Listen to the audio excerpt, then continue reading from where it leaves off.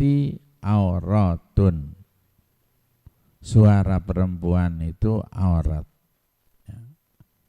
Padahal yang namanya ibadah termasuk di dalamnya adalah adzan dan iqamah. Jadi kalau sautul mar'ati auratun, suara perempuan itu aurat, itu berarti orang melaksanakan ibadah tapi mengeluarkan aurat atau melakukan perbuatan yang membuka aurat.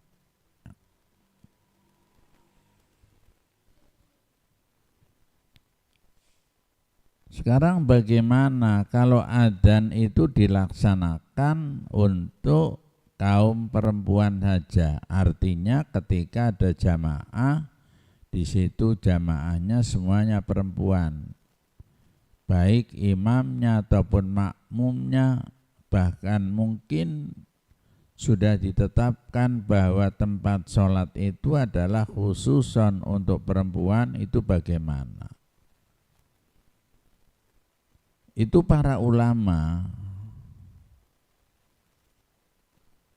sepakat bahwa kalau perempuan melaksanakan adzan itu tidak apa-apa, tetapi tidak berhukum atau tidak mengandung hukum apa wajib, apa sunnah, itu tidak. Hanya para ulama itu membatasi sampai atau ketika perempuan itu melaksanakan adzan atau iqamah di tempat sholat yang khusus perempuan itu bisa, tapi suaranya itu jangan sampai didengar oleh laki-laki.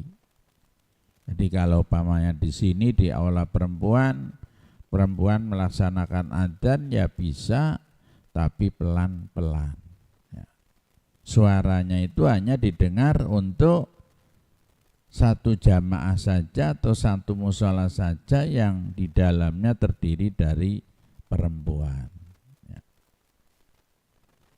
Begitu juga qomat juga nggak perlu keras-keras. Ya. Kalau umpamanya qomat asal untuk jamaah itu sendiri dengar, itu tidak apa-apa, dan itu pun tidak mendapatkan pahala karena tidak sunnah atau tidak wajib, jadi hanya ya boleh ya.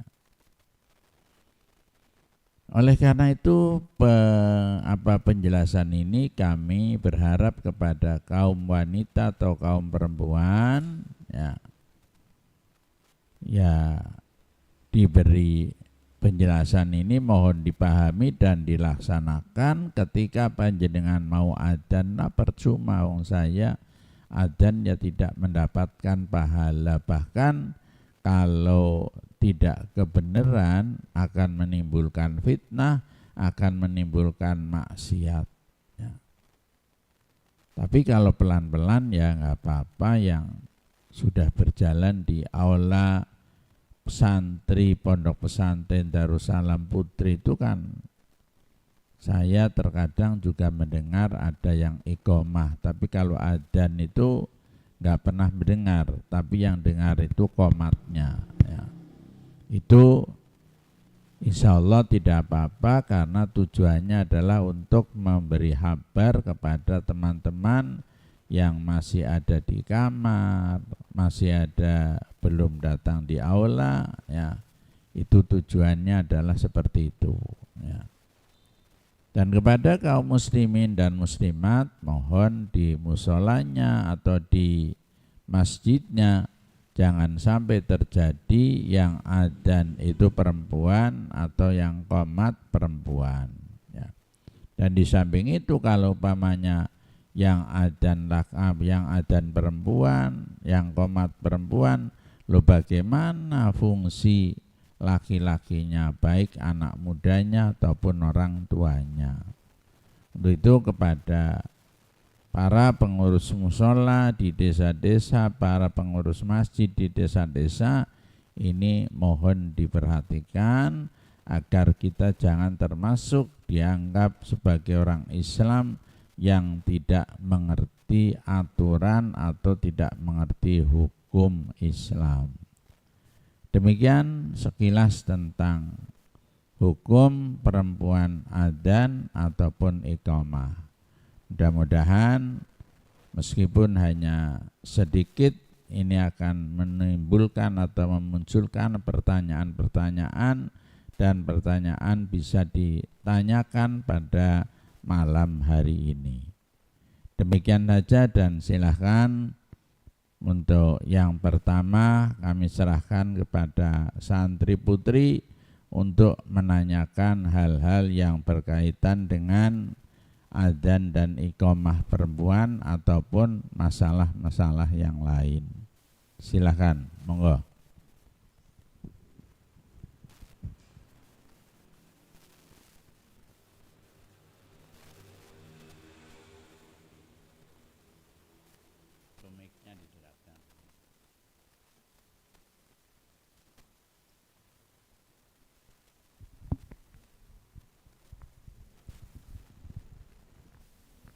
Yuk, silakan tanya.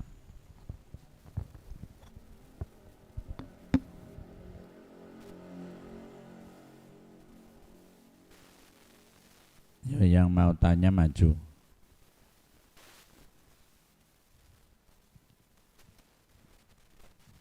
Yuk, di belakang silakan ditanyakan.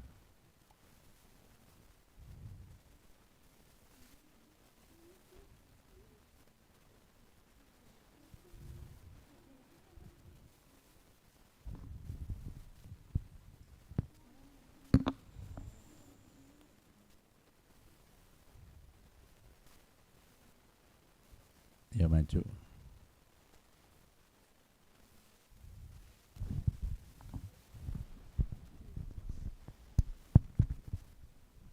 Assalamualaikum warahmatullahi wabarakatuh. Waalaikumsalam warahmatullahi wabarakatuh. Izin bertanya, Pak. Kan katanya suaranya perempuan itu aurat. Lalu bagaimana suara watun yang suara perempuan yang menjadi vokal hadroh? Wassalamualaikum warahmatullahi wabarakatuh. Ada pertanyaan, suara perempuan itu aurat. Bagaimana kalau perempuan menjadi vokalis dalam hadroh ataupun gambus ataupun apa ya? Jadi pada dasarnya itu tetap tidak benar atau salah, hanya itu tidak berkaitan dengan ibadah. Ya. Jadi ada ulama yang membolehkan tapi jangan berlebihan. Ya. Kalau adzan kan ibadah, iqamah kan ibadah. Ya. Tapi kalau pamannya jadi penyanyi hadroh, jadi penyanyi gambus, ya, atau jadi penyanyi apa itu kur, ya, itu ada ulama yang membolehkan karena itu bukan merupakan ibadah, ya.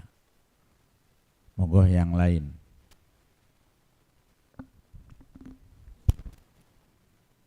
Silakan.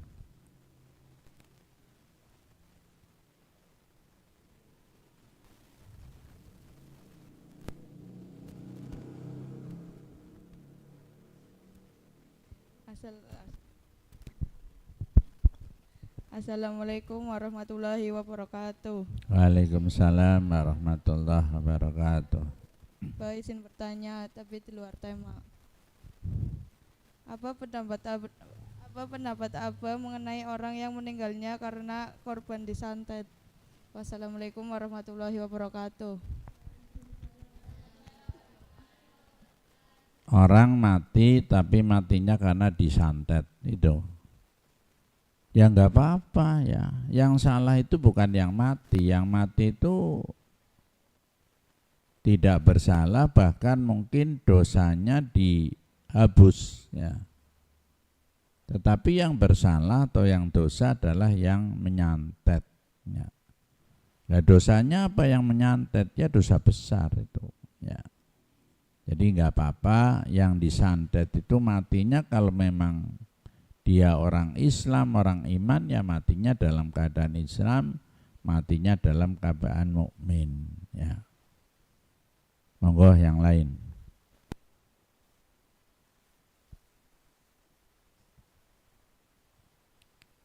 Yuk satu lagi.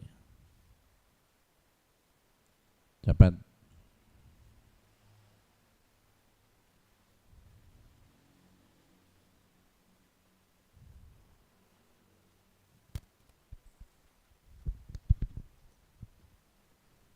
Assalamualaikum warahmatullahi wabarakatuh. Waalaikumsalam warahmatullahi wabarakatuh. Apakah diperbolehkan melawan guru yang cabul? Apa diulangi? Apakah diperbolehkan melawan guru yang cabul? Ya. Wassalamualaikum warahmatullahi wabarakatuh. Waalaikumsalam warahmatullahi wabarakatuh. Apakah diperbolehkan melawan atau memprotes guru yang cabul gitu? Ya. Di SMP ada, SMP Darussalam. Yang ada di mana? SMK. Ya. Jadi kalau pekerjaan cabul itu merupakan pekerjaan yang mungkar, maka diperbolehkan, ya. Caranya bagaimana? Sesuai dengan apa yang dikatakan oleh Nabi, marra'a mungkaron falyughayyir biyadihi fa illam yastati fa bilisani fa illam yastati fa biqalbi, ya.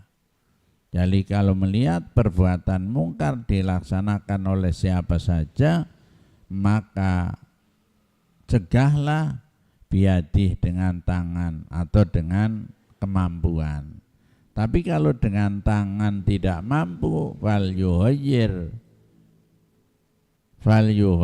bilisanih, dengan lisan, dengan omongan. Kalau dengan omongan tidak mampu, fal yuhayyir biqalbi, yaitu dengan hati, meskipun dengan hati itu adaful iman, termasuk iman yang paling rendah, ya. Ada lagi untuk perempuan mau tanya? Silakan.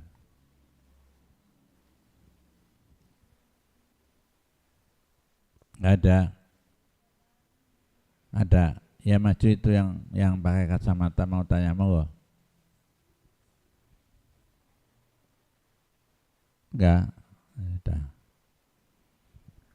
Ya, terima kasih kepada santri putri. Untuk selanjutnya kami serahkan kepada kaum muslimin dan muslimat, para pendengar, untuk menanyakan sesuatu yang perlu ditanyakan. Kami persilakan pada Kang Ridho untuk mengaturnya. Monggo. Baik, terima kasih. Silakan untuk Hewan Ahwat yang mau berkonsultasi bisa langsung join di 0821 2007 881.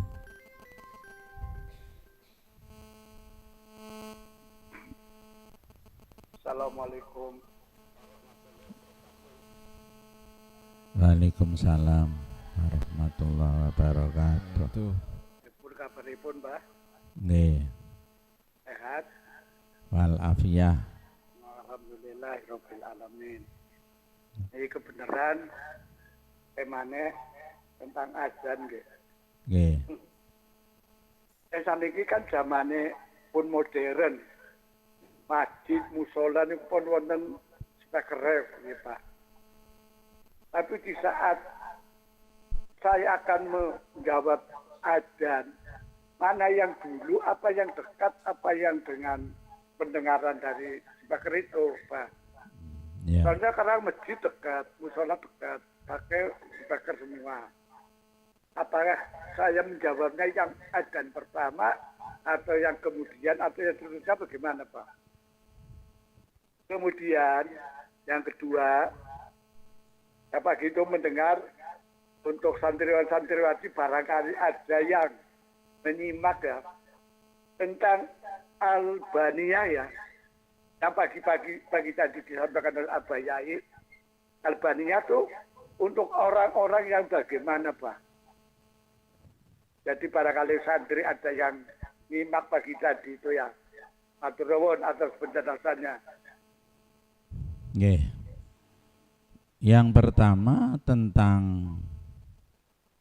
apa tadi?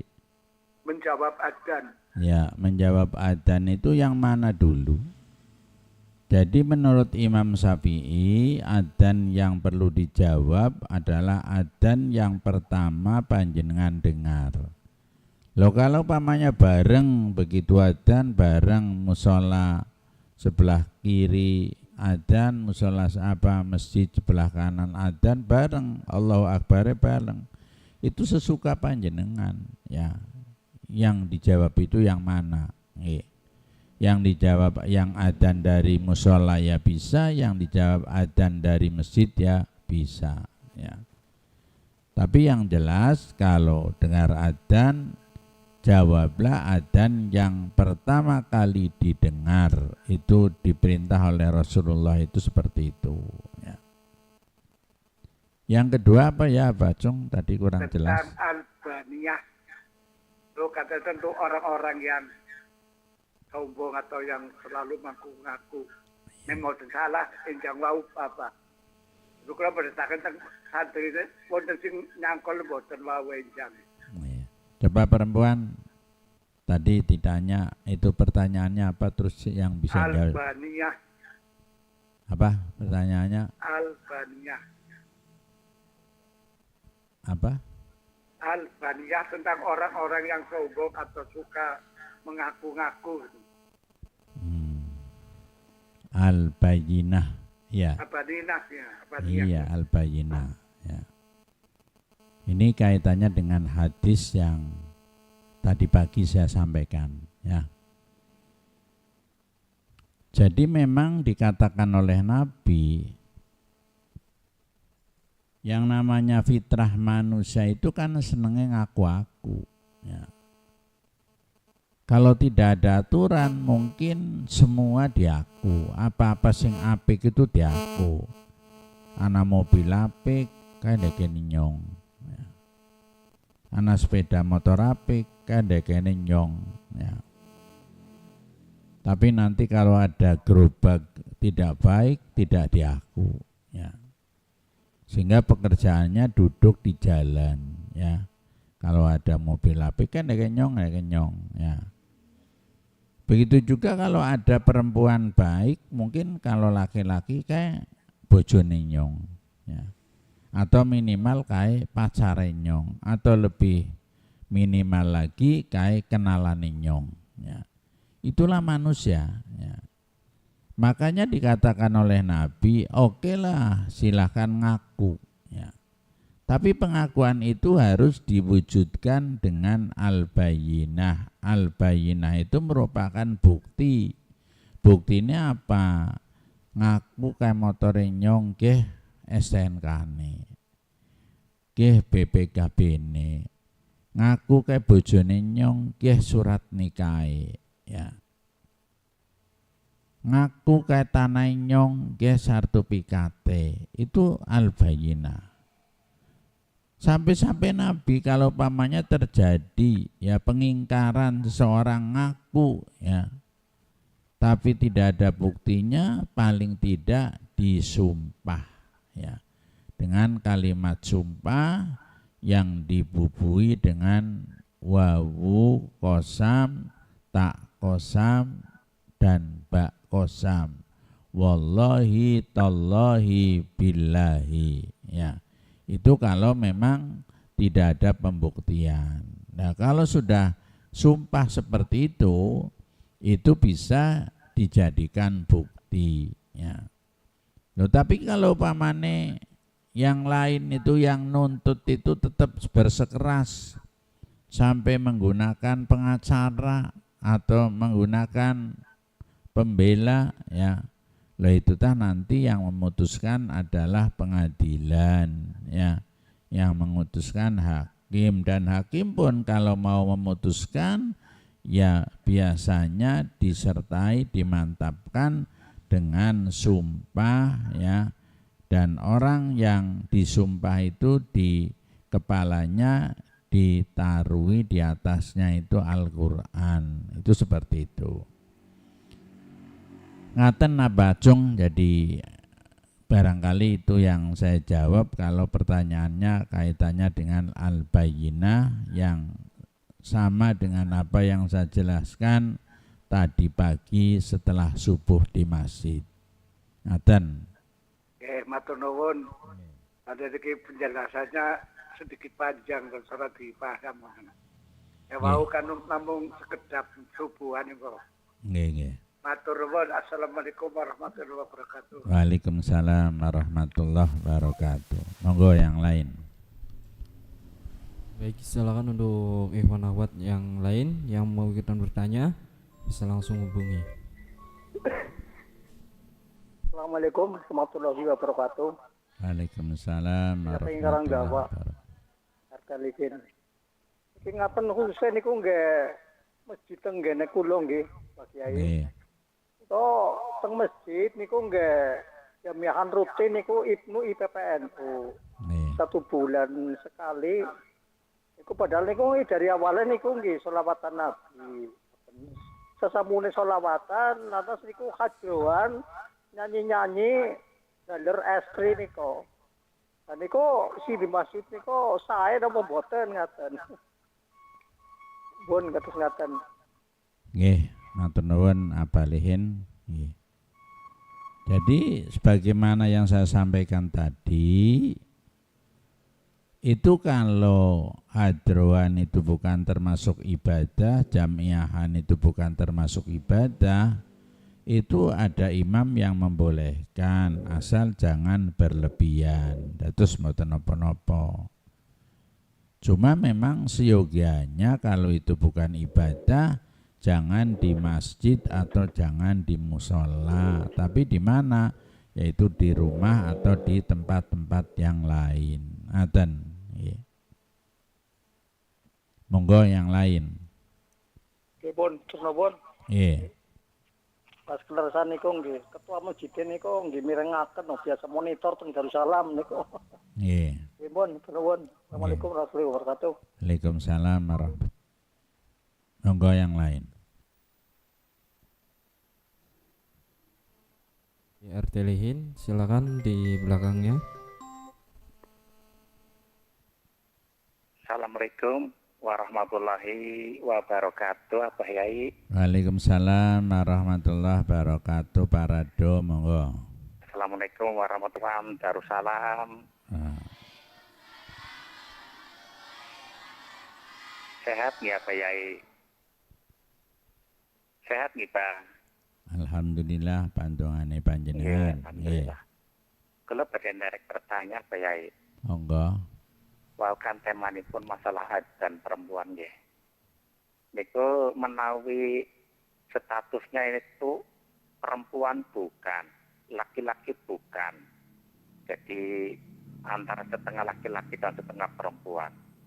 Nah itu kalau melakukan adzan di mushola atau di masjid, itu hukumnya bagaimana Pak Yai? Sedangkan jamaahnya itu mungkin perempuan semua. Sedangkan itu yang ada itu antara laki-laki dan perempuan, itu antara perempuan dan laki dan seperti itu. Separuh perempuan, separuh tapi tingkah polanya antara perempuan dan laki-laki. Itu hukumnya bagaimana? Itu yang pertama. Terus kalau seorang perempuan mengerjakan sholat Jumat, itu hukumnya bagaimana Pak Yai? Boleh atau tidak? Mohon penjelasan dari Pak Yai. Mabrur. Pak Rado.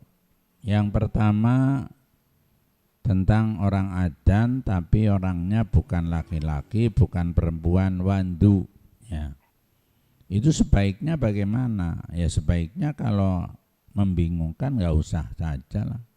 Kalau memang ada laki-laki lebih baik yang laki-laki murni saja. Itu soalnya orang yang tidak murni ke laki-lakiannya atau tidak murni ke perempuannya Jadi lebih baik kalau ada ya laki-laki saja yang suruh adzan atau iqamah.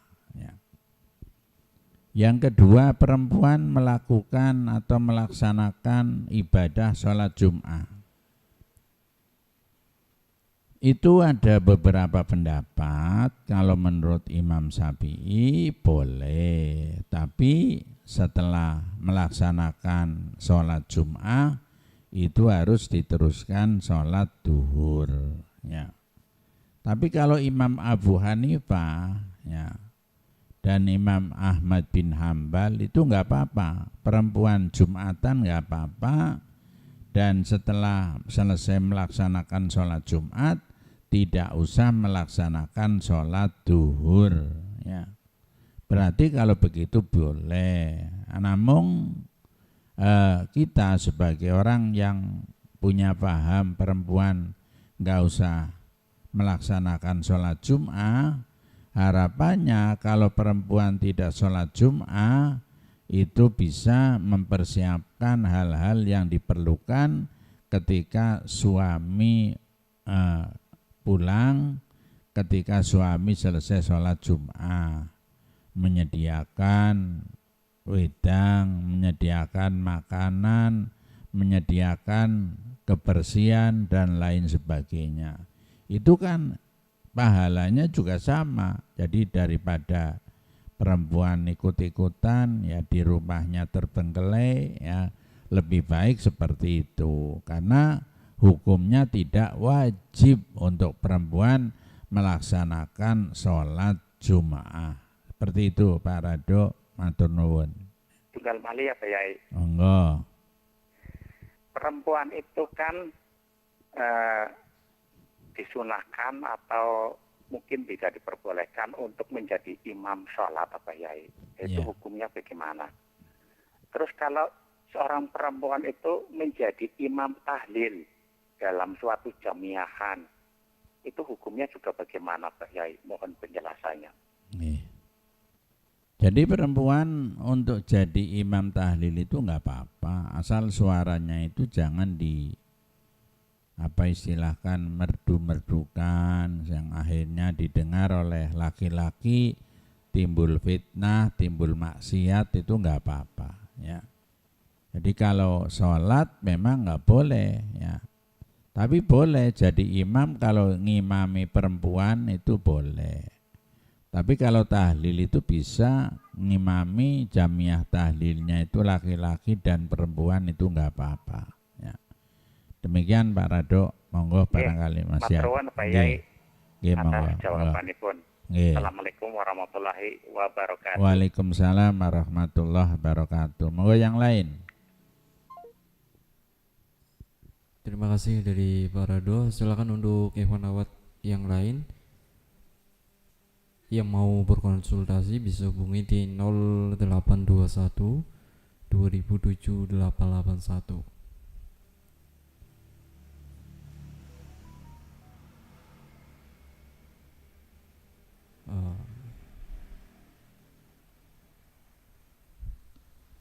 Tahu barangkali dari santri putra yang mau bertanya silakan.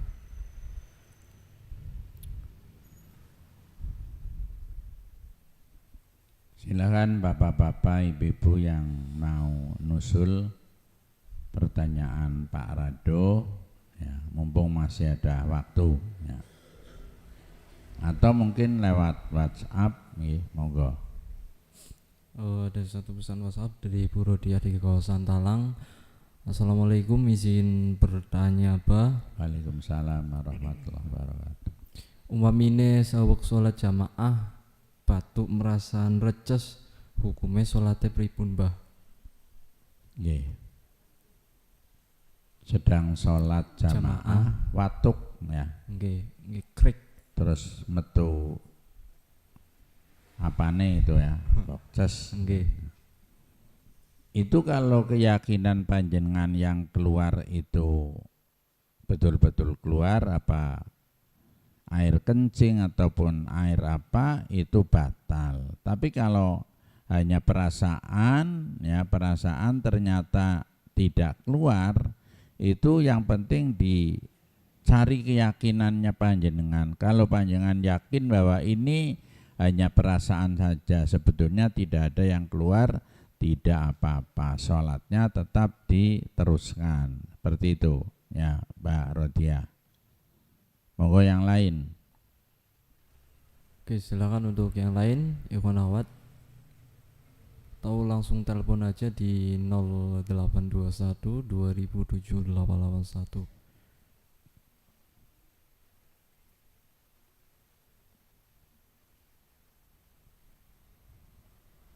Barangkali perempuan ada yang nambah, silakan.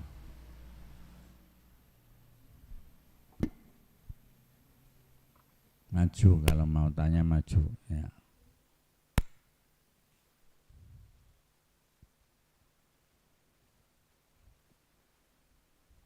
Ya, kalau memang sudah tidak ada, ini waktunya udah jam 9 ya, udah hampir 1 jam ya. Kami cukupi sekian aja, mudah-mudahan apa-apa yang saya sampaikan pada malam hari ini akan bermanfaat bagi kita sekalian. Amin ya rabbal alamin. Bismillahirrahmanirrahim. Allahumma arinal haqqa haqqa arinal haqqa haqqa warzuqna tiba'ah warzuqna tiba'ah wa arinal batila batila wa arinal batila batila warzuqna ijtinabah warzuqna ijtinabah. Rabbana atina fid dunya hasanah Rabbana atina fid dunya hasanah wa fil akhirati hasanah wa fil akhirati hasanah wa qina adzabannar wa qina adzabannar. walhamdulillahi rabbil alamin. Walhamdulillahi rabbil alamin. Yang terakhir pada bapak-bapak ibu-ibu yang mau berangkat umroh pada tanggal 10 Desember yang akan datang besok pagi jam 8 supaya kumpul di pesantren untuk mengikuti manasik umroh. Jangan lupa batik seragamnya dipakai dan buku pedomannya atau buku doanya dibawa. Terus selanjutnya barangkali ada yang mau mendaftar untuk program umroh selanjutnya, segera untuk mendaftarkan diri ya. Demikian, terima kasih. Wallahul muwaffiq ila aqwamit thoriq. Wassalamualaikum warahmatullahi wabarakatuh.